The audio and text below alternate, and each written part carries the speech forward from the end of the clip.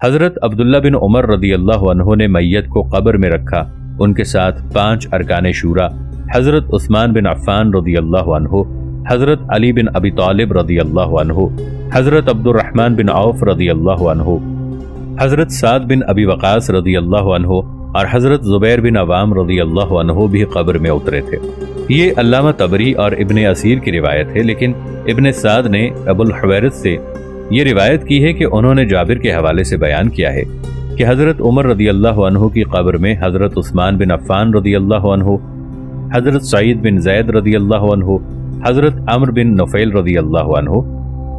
حضرت صہیب ابن سنان رضی اللہ عنہ اور حضرت عبداللہ بن عمر رضی اللہ عنہ اترے تھے۔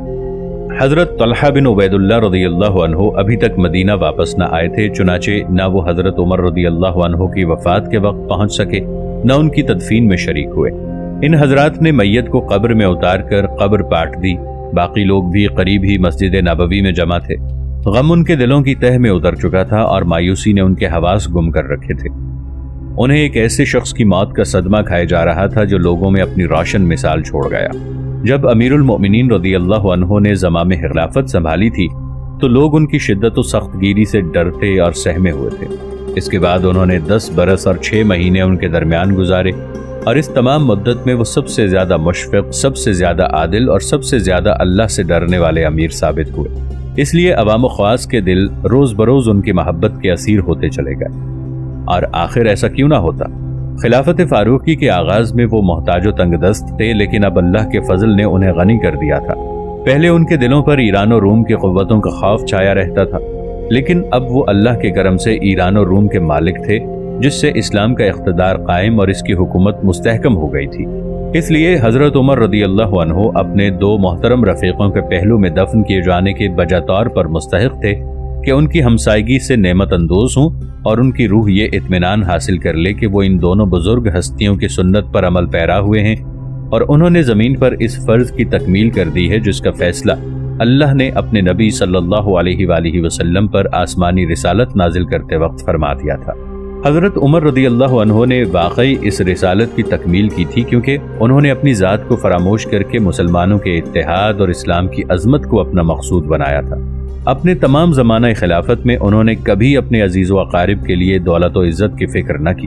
بلکہ مسلمانوں کی عمارت کو ایک بوجھ سمجھا جو قضاء و قدر نے ان کے کندھوں پر ڈال دیا تھا۔ وہ ہمیشہ یہی کوشش کرتے رہے کہ ان کا دامن عمارت صرف اوروں کے ہی نہیں بلکہ اپنے ضمیر کے بھی کسی شبہ سے داغدار نہ ہونے پائے، اور وہ اپنی خلافت کے زمانے میں ہر حقدار کو اس کا حق پہنچا دیں،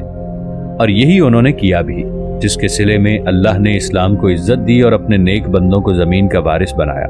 حضرت عمر رضی اللہ عنہ کی تدفین سے فارغ ہو کر لوگ منتشر ہو گئے۔ وہ رستہ چل رہے تھے اور غم ان پر چھایا ہوا تھا۔ حزن و ملال ان کے دلوں کو برما رہا تھا۔ ان میں سے اکثر اس دن کو یاد کرنے لگے جب حضرت عمر رضی اللہ عنہ پر حملہ کیا گیا تھا، اور ایک دوسرے سے وہ سبب پوچھنے لگے جس نے ابو لولو کو اس نفرت انگیز جرم پر ابھارا تھا۔ اگر خراج اس کے پیشوں کو دیکھتے ہوئے ناقابل برداشت نہیں تھا تو پھر اس نے ایسے جرم کا ارتکاب کیوں کیا؟ حضرت عمر رضی اللہ عنہ کا اس سے یہ کہہ دینا کہ جو خراج اس پر عائد کیا گیا ہے زیادہ نہیں ہے، اس کو امیر المؤمنین کے قتل جیسی مذموم جسارت پر ابھارنے کے لیے کافی تھا؟ اگر یہ صحیح ہے تو بڑے تعجب کی بات ہے، اس لیے کہ اگر وہ چاہتا تو بارگاہ خلافت میں دوبارہ حاضر ہو سکتا تھا اور امیر المؤمنین رضی اللہ عنہ سے حقیقت حال عرض کر کے درخواست کر سکتا تھا کہ خراج کا بوجھ اس پر سے ہلکا کر دیا جائے۔ کہیں اس میں کوئی ایسا راز تو نہیں ہے جس نے ابو لولو کے دل کو اپنے پنجہ اثر میں دبوچ رکھا ہو، اور خراج کی شکایت محض فریب کا ایک پردہ ہو جو حقیقت کو چھپانے کے لیے عام نگاہوں پر ڈال دیا گیا ہو؟ واقعہ یہ ہے کہ جب سے مسلمان ایرانیوں اور عیسائیوں پر غالب آئے تھے، جب سے ان ملکوں کی زمام حکومت انہوں نے سنبھالی تھی اور شہنشاہ ایران کو عبرتناک انجام فرار پر مجبور کیا تھا، اس وقت سے ایرانی، یہودی اور عیسائی اپنے دلوں میں عربوں کے خلاف عموماً اور حضرت عمر رضی اللہ عنہ کے خلاف خصوصاً کینہ و بغض کے جذبات چھپائے بیٹھے تھے۔ اس وقت لوگوں نے اپنی گفتگوؤں میں اس کینہ و بغض کا ذکر بھی کیا تھا، اور انہیں حضرت عمر رضی اللہ عنہ کی وہ بات بھی یاد آئی تھی جو انہوں نے یہ معلوم کرنے کے بعد کہ ان پر حملہ کرنے والے ابو لولو ایک ایرانی ہے کہی تھی۔ فاروق اعظم رضی اللہ عنہ نے فرمایا تھا، میں تم کو منع کرتا تھا کہ ہمارے پاس کسی بے دین کو گھسیٹ کر نہ لانا، لیکن تم نے میری بات نہ مانی۔ مدینہ میں ان اجمی بے دینوں کی تعداد مختصر سی ہی صحیح، ایک جماعت تھی جن کے دل غضب و انتقام سے لبریز اور جن کے سینے کینہ و بغض کی آگ سے دہک رہے تھے، اور کون جانے ہو سکتا ہے ان لوگوں نے سازش کی ہو اور ابو لولو کا یہ فعل اسی سازش کا نتیجہ ہو جس کا جال ان دشمنان اسلام نے اپنے کینہ و دشمنی کی پیاس بجھانے کے لیے بنایا تھا، اور جس کے متعلق وہ یہ سمجھ رہے تھے کہ اس طرح عربوں کے اتحاد کو پارا پارا کر کے مسلمانوں کے بازو کمزور کیے جا سکتے ہیں۔ حضرت عمر رضی اللہ عنہ کے صاحبزادوں کو حقیقت حال سے باخبر ہونے کی سب سے زیادہ بے چینی تھی۔ وہ اس راز سے پردہ اٹھا کر اس کی تہ تک پہنچ سکتے تھے۔ اگر فیروز خودکشی نہ کرتا لیکن اس نے خودکشی کر لی اور اس راز کو اپنے ساتھ قبر میں لے گیا تو کیا بات ختم ہو گئی اور اب اس راز کو پانے کی کوئی سبیل نہیں رہی؟ نہیں، بلکہ کارکنان قضاء و قدر نے چاہا کہ عرب کا ایک سردار اس راز سے واقف ہو جائے اور اس سازش کی طرف رہنمائی کرے۔ حضرت عبد الرحمن بن عوف رضی اللہ عنہ نے جب وہ چھری دیکھی جس سے حضرت عمر رضی اللہ عنہ کو شہید کیا گیا تھا تو فرمایا، میں نے یہ چھری کل ہرمزان اور جفینہ کے پاس دیکھی تھی۔ میں نے ان سے پوچھا، تم اس چھری سے کیا کرو گے؟ بولے، گوشت کاٹیں گے، کیونکہ ہم گوشت کو ہاتھ نہیں لگاتے۔ اور حضرت عبد الرحمن بن ابی بکر رضی اللہ عنہ نے فرمایا، میں عمر رضی اللہ عنہ کے قاتل ابو لولو کے پاس سے گزرا۔ حفینہ اور ہرمزان اس کے ساتھ تھے اور آپس میں چپکے باتیں کر رہے تھے۔ میں دفتن ان کے پاس پہنچا تو وہ بھاگے اور ایک خنجر ان کے درمیان گر پڑا جس کے 2 پھل تھے اور دستہ بیچ میں تھا۔ دیکھو وہ خنجر کیسا ہے جس سے عمر رضی اللہ عنہ کو شہید کیا گیا ہے۔ لوگوں نے دیکھا تو واقعی وہی خنجر تھا جو حضرت عبد الرحمن بن ابی بکر رضی اللہ عنہ نے بتایا تھا۔ پھر تو اس معاملے میں کوئی شک باقی نہیں رہتا۔ یہ دونوں کے دونوں سچے گواہ ہیں، بلکہ مسلمانوں میں سب سے زیادہ قابل اعتبار ہیں اور گواہی دے رہے ہیں کہ جس چھری سے حضرت عمر رضی اللہ عنہ کو شہید کیا گیا وہ ہرمزان اور جفینہ کے پاس تھی۔ ناظرین، آگے بڑھنے سے پہلے کامنٹ سیکشن میں ہمیں اپنی آراء سے ضرور آگاہ کیجیے گا کہ آپ کو ہماری یہ سیریز کیسی لگ رہی ہے۔ آئندہ آنے والی اقساط سے باخبر رہنے کے لیے ہمارے چینل کو سبسکرائب کر لیں اور ساتھ موجود بیل آئیکن کو ضرور کلک کر لیں۔ شکریہ۔ ان میں سے ایک گواہ کا کہنا ہے کہ اس نے قاتل ابو لولو کو قتل سے پہلے ان دونوں سے سازش کرتے دیکھا ہے، اور ان دونوں گواہوں کے بیان کے مطابق یہ سب کچھ اس رات کا قصہ ہے جس کی صبح حضرت عمر رضی اللہ عنہ پر حملہ کیا گیا۔ کیا اس کے بعد بھی کوئی شخص اس میں شبہ کر سکتا ہے کہ امیر المؤمنین رضی اللہ عنہ اس سازش کا شکار ہوئے جس کے اہم کردار تو یہی 3 آدمی تھے؟ لیکن یہ بھی ہو سکتا ہے کہ دوسرے ایرانی یا ان قوموں کے افراد بھی اس میں شامل ہوں جن پر مسلمانوں نے غلبہ پایا تھا۔ حضرت عبید اللہ بن عمر رضی اللہ عنہ نے حضرت عبد الرحمن بن عوف رضی اللہ عنہ کی کہن اور حضرت عبد الرحمن بن ابی بکر رضی اللہ عنہ کی شہادت سنی تو ساری کائنات ہستی ان کی نگاہوں میں خون ہی خون ہو گئی۔ ان کے دل میں یہ بات بیٹھ گئی کہ مدینے کے تمام پردیسی اسی سازش میں شریک ہیں اور ان سب کے ہاتھوں سے جرم کا خون ٹپک رہا ہے۔ انہوں نے فوراً تلوار سنبھالی اور سب سے پہلے ہرمزان اور جفینہ کا کام تمام کیا۔ روایت ہے کہ انہوں نے ہرمزان کو آواز دی اور جب وہ باہر نکل کر آیا تو اس سے کہا، ذرا ساتھ آؤ اور میرے گھوڑے کو دیکھ لو، اور خود پیچھے ہٹ گئے۔ جب وہ ان کے سامنے سے گزرا تو تلوار کا ایک ہاتھ مارا۔ ایرانی نے جب تلوار کی سوزش محسوس کی تو کہا، لا الہ الا اللہ، اور وہیں ڈھیر ہو گیا۔ روایت ہے کہ حضرت عبید اللہ بن عمر رضی اللہ عنہ نے کہا، پھر میں نے جفینہ کو بلایا۔ وہ ہیرا کا ایک عیسائی اور سعد بن ابی وقاص رضی اللہ عنہ کا دودھ شریک بھائی تھا۔ اس رشتے سے سعد رضی اللہ عنہ اسے مدینہ لے آئے تھے جہاں وہ لوگوں کو پڑھایا لکھایا کرتا تھا۔ جب میں نے اسے تلوار ماری تو اس نے اپنی دونوں آنکھوں کے درمیان صلیب کا اشارہ کیا۔ حضرت عبید اللہ رضی اللہ عنہ کے دوسرے بھائی بھی اپنے والد کی شہادت پر ان سے کچھ کم غضبناک نہ تھے، اور سب سے زیادہ غصہ ام المؤمنین حضرت حفصہ رضی اللہ عنہا کا تھا۔ حضرت عبداللہ بن عمر رضی اللہ عنہ سے روایت ہے کہ انہوں نے فرمایا، اللہ حفصہ پر رحم کرے۔ عبید اللہ رضی اللہ عنہ کو ان لوگوں کے قتل پر ابھارنے والوں میں وہ بھی تھی۔ کسی شخص کو یہ اختیار نہیں کہ وہ خود انتقام لینے کھڑا ہو جائے یا اپنا حق خود وصول کرے،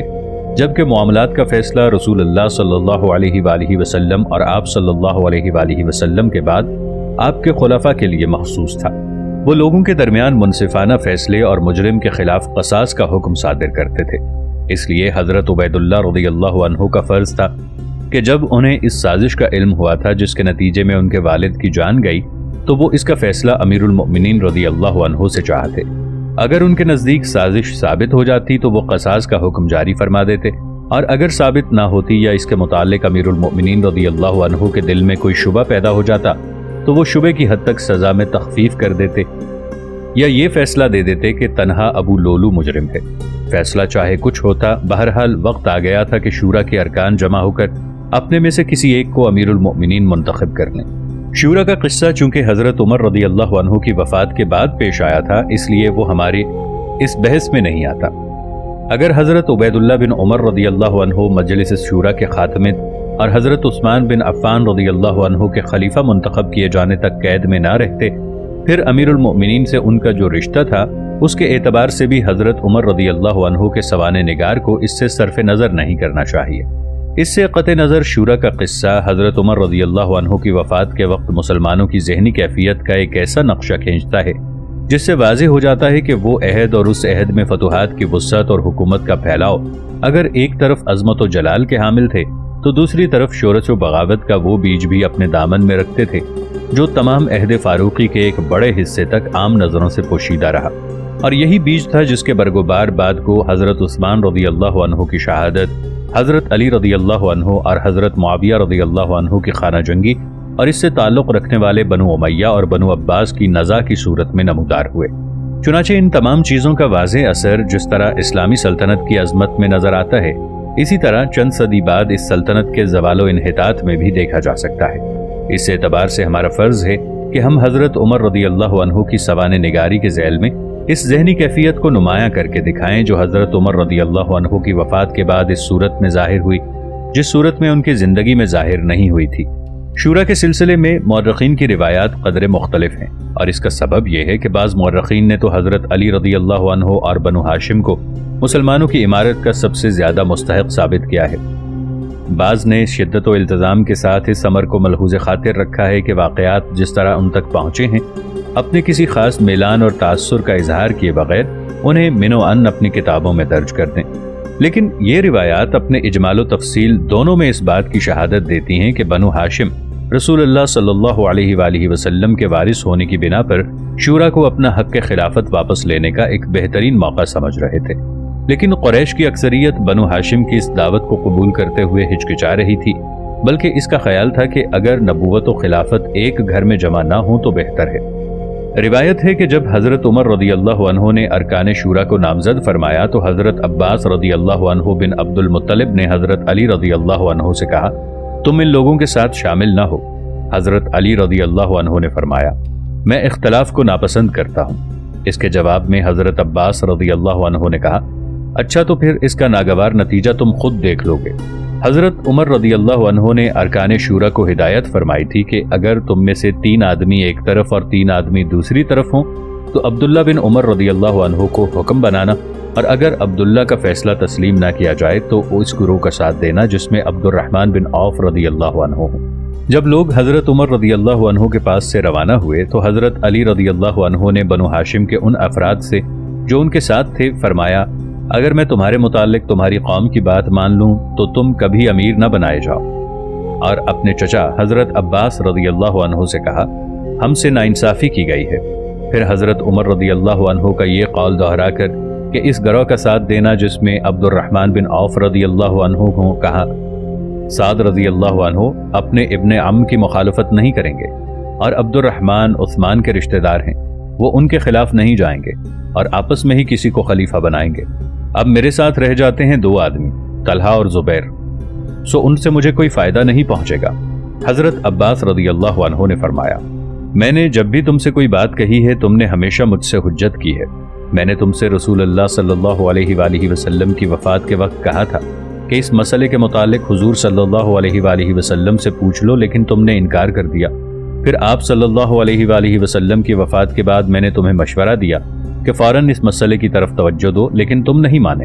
پھر جب عمر رضی اللہ عنہ نے تمہیں ارکان شورا میں نامزد کیا تو میں نے تمہیں رائے دی کہ مجلس مشاورت میں شامل نہ ہو، لیکن تم نے اسے بھی ٹھکرا دیا۔ میری ایک بات یاد رکھو کہ جب بھی لوگ تم سے کوئی درخواست کریں اپنے امیر بنائے جانے کے سوا ان کی کوئی بات نہ مانو۔ اس گروہ سے بچو کہ یہ ہمیں اس امارت سے دور کرتا رہے گا تان کہ دوسرے ہم پر مسلط ہو جائیں۔ خدا کی قسم اس طرح ایک ایسی برائی ہمارے پلے بن جائے گی جس کے ہوتے ہم کسی بھلائی سے فائدہ نہیں اٹھا سکیں گے۔ ہم اس روایت کی تصدیق یا تکذیب کی ضرورت نہیں سمجھتے، کیونکہ یہ بات تو بہرحال اس روایت سے ثابت ہو جاتی ہے کہ بنو ہاشم رسول اللہ صلی اللہ علیہ وآلہ وسلم کی خلافت اور مسلمانوں کی امارت کا سب سے زیادہ مستحق اپنے آپ کو سمجھتے تھے، اور حضرت علی بن ابی طالب رضی اللہ عنہ چونکہ سب سے پہلے مسلمان تھے یہاں تک کہ جب وہ اسلام لائے تو بالغ بھی نہ ہوئے تھے اور انہیں رسول اللہ صلی اللہ علیہ وآلہ وسلم کے داماد اور چچا زاد بھائی ہونے کا فخر بھی حاصل تھا، اس لیے انہیں پیش رکھتے تھے۔ لیکن حضرت علی رضی اللہ عنہ نے رسول اللہ صلی اللہ علیہ وآلہ وسلم کی وفات کے بعد خلافت کی اتنی شدید خواہش نہیں کی کہ اگر وہ پوری نہ ہو تو حضرت علی رضی اللہ عنہ شورش و بغاوت پر آمادہ ہو جائیں۔ جب حضرت ابو بکر رضی اللہ عنہ نے حضرت عمر رضی اللہ عنہ کو خلیفہ نامزد کیا تو حضرت علی رضی اللہ عنہ اور بنو ہاشم کا کوئی فرد آتش بدل نہ ہوا، لیکن حضرت عمر رضی اللہ عنہ پر حملہ کیا گیا اور انہوں نے خلافت کے لیے 6 آدمیوں کی مجلس شورا بنائی تو بنو ہاشم کے دلوں میں اپنے مقصد کے حصول کی خواہش اثر نو بیدار ہو گئی۔ تاہم حضرت علی رضی اللہ عنہ مسلمانوں کے اتحاد کو اپنی خلافت پر ترجیح دیتے رہے، حالانکہ یہ انہیں یقین تھا کہ وہ تمام مسلمانوں سے زیادہ خلافت کے مستحق ہیں، اور یہ ایسی حقیقت ہے جسے شورا کے واقعات نہایت وضاحت و صراحت کے ساتھ ثابت کرتے ہیں۔ حضرت عمر رضی اللہ عنہ کی تدفین سے فارغ ہو کر مجلس شورا کے ارکان جمع ہوئے، کوئی کہتا ہے مسور بن مخزمہ کے مکان میں اور کوئی کہتا ہے بیت المال میں۔ کسی کا بیان ہے کہ حضرت عائشہ رضی اللہ عنہا کی اجازت سے ان کے حجرے میں، اور کسی کا کہنا ہے کہ ارکان شورا میں سے کسی ایک کے گھر میں۔ حضرت عبداللہ بن عمر رضی اللہ عنہ بھی ان کے ساتھ تھے، لیکن ان کی حیثیت صرف مشیر کی تھی، خلافت سے انہیں کوئی واسطہ نہ تھا۔ ارکان شورا نے حضرت ابو طلحہ انصاری رضی اللہ عنہ کو حکم دیا تھا کہ دروازے پر کھڑے ہو جائیں، اور حضرت عمرو بن عاص رضی اللہ عنہ یا حضرت مغیرہ بن شعبہ رضی اللہ عنہ میں سے کسی ایک کا دروازے پر بیٹھنا انہوں نے پسند نہ کیا۔ ارکان مجلس نے مشورت شروع کی، ان میں جھگڑا اتنا بڑھا اور ان کی آوازیں اتنی بلند ہوئیں کہ حضرت ابو طلحہ انصاری رضی اللہ عنہ نے ان کی شدت اختلاف کا اندازہ کر لیا۔ وہ اندر گئے اور حاضرین سے بولے، میرا خیال تھا کہ تم خلافت کے مسئلے میں بحث و گفتگو کرو گے، لیکن اب مجھے ڈر ہے کہ تم رشک و منافست سے کام لوگے۔ قسم ہے اس ذات کی جس نے عمر رضی اللہ عنہ کو مارا ہے، میں تمہیں 3 دن سے زیادہ مہلت نہ دوں گا جس کا تمہیں حکم دیا ہے۔ اس کے بعد اپنے گھر میں جا بیٹھوں گا اور دیکھوں گا کہ تم کیا کرتے ہو۔ روایت میں ہے کہ پورے 2 دن تک شدید اختلاف رہا، اور اس کے بعد حضرت عبد الرحمن بن عوف رضی اللہ عنہ نے ایک نئی تجویز پیش کی جس سے جوش ٹھنڈا پڑ گیا اور کھویا ہوا مدعا ہاتھ آ گیا۔ ایک دوسری روایت میں ہے کہ حضرت عبد الرحمن بن عوف رضی اللہ عنہ نے پہلے ہی دن سے اختلاف کی روک تھام شروع کر دی تھی اور اپنی عقل و حکمت کی بنا پر اس کوشش میں کامیاب بھی ہو گئے تھے۔ روایت چاہے پہلی صحیح ہو یا دوسری، بہرحال حضرت عبد الرحمن رضی اللہ عنہ نے حاضرین سے کہا، تم میں سے کون ہے جو اپنے سے بہتر و افضل کے حق میں خلافت سے دستبردار ہونے کو تیار ہو؟ سب نے انتہائی حیرت سے ان کی طرف دیکھا اور کسی نے ان کی بات کا جواب نہ دیا۔ وہ جواب دیتے بھی کیسے، جبکہ امارت بنو ہاشم اور دوسرے قریش کے درمیان ایک نزاعی مسئلہ بنی ہوئی تھی۔ حضرت عبد الرحمن رضی اللہ عنہ نے فرمایا، میں خلافت سے دستبردار ہوتا ہوں۔ حضرت عثمان رضی اللہ عنہ نے فرمایا، سب سے پہلے میں تیار ہوں۔ سعد و زبیر رضی اللہ عنہم نے کہا، ہم تیار ہیں، لیکن حضرت علی رضی اللہ عنہ بن ابی طالب خاموش رہے۔ حضرت عبد الرحمن رضی اللہ عنہ نے ان سے پوچھا، ابو الحسن تم کیا کہتے ہو؟ حضرت علی رضی اللہ عنہ نے جواب میں فرمایا، مجھے اس بات کا یقین دلاؤ کہ تم حق کو ترجیح دو گے، ذاتی خواہشوں کی پیروی نہ کرو گے، رشتہ داری کا لحاظ نہ رکھو گے، اور امت کو نصیحت کرنے میں سستی و کوتاہی سے کام نہ لوگے۔ اس کی وجہ یہ تھی کہ حضرت عبد الرحمن رضی اللہ عنہ حضرت عثمان بن عفان رضی اللہ عنہ کے بہنوئی اور حضرت سعد بن ابی وقاص رضی اللہ عنہ کے چچا زاد بھائی تھے، اس لیے حضرت علی رضی اللہ عنہ کو یہ اندیشہ تھا کہ وہ حضرت عثمان رضی اللہ عنہ کو ان پر ترجیح دیں گے۔ لیکن عبد الرحمن بن عوف رضی اللہ عنہ نے حضرت علی رضی اللہ عنہ کی بات سنتے ہی فرمایا، اگر تم لوگ مجھ سے اس بات کا پختہ وعدہ کرو کہ حالات چاہے جو رخ اختیار کرنے تم میرے ساتھ رہو گے اور میں جسے خلیفہ منتخب کروں گا اسے منظور کر لو گے، تو میں تم سے اس بات کا وعدہ کرتا ہوں اور خدا کو بیچ میں ڈال کر وعدہ کرتا ہوں کہ میں نہ کسی رشتہ دار کو رشتہ داری کی بنا پر منتخب کروں گا، نہ مسلمانوں کی بھلائی میں کوتاہی کروں گا۔ چنانچہ ان سے بھی وعدہ لے لیا اور خود بھی وعدہ کر لیا۔ حضرت عبد الرحمن رضی اللہ عنہ نے اپنے آپ کو خلافت کی امیدواری سے الگ کر لیا اور اپنی تمام تر توجہ اس نقطے پر مرکوز کر دی کہ جسے وہ منتخب کریں مسلمان متحدہ طور پر اسے اپنا امیر تسلیم کر لیں۔ چنانچہ انہوں نے امیدواران خلافت کا دائرہ تنگ کرنا شروع کر دیا، اور چونکہ وہ جانتے تھے کہ حضرت علی رضی اللہ عنہ اور حضرت عثمان رضی اللہ عنہ کی منافست سے اختلاف کا اندیشہ ہے، اس لیے انہوں نے خلافت کی امیدواری کو ان دونوں بزرگوں کے درمیان محدود کر دینا چاہا۔ چنانچہ سب سے پہلا کام انہوں نے یہ کیا کہ حضرت علی رضی اللہ عنہ سے تنہائی میں ملے اور کہا، آپ کہتے ہیں کہ رسول اللہ صلی اللہ علیہ وآلہ وسلم سے قرابت، اسلام میں سبقت اور اپنی دینی خدمات کی وجہ سے آپ حاضرین میں سب سے زیادہ خلافت کے مستحق ہیں اور اس سے نہیں ہٹیں گے۔